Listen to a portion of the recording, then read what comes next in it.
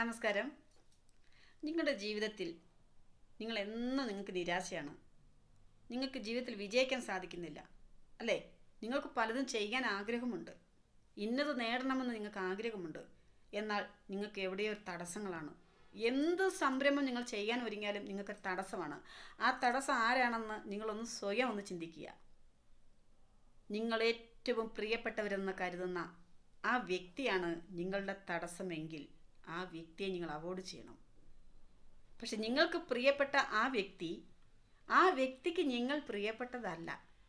അതുകൊണ്ടാണ് നിങ്ങൾ ഏതൊരു നല്ല കാര്യം ചെയ്യുമ്പോഴും അവിടെ ഇറങ്ങി തടസ്സം നിൽക്കുന്നത്. നിങ്ങളുടെ വിജയത്തിൻ്റെ വഴികളിൽ തടസ്സമായി നിൽക്കുന്ന എന്തും അവോയ്ഡ് ചെയ്യുക. അപ്പോൾ 2025 നിങ്ങളുടെ വർഷമാണ്, വിജയത്തിൻ്റെ വർഷമാണ്. എല്ലാ നന്മകളും എല്ലാ ഐശ്വര്യവും ഉണ്ടാകട്ടെ. ജഗദീശ്വരൻ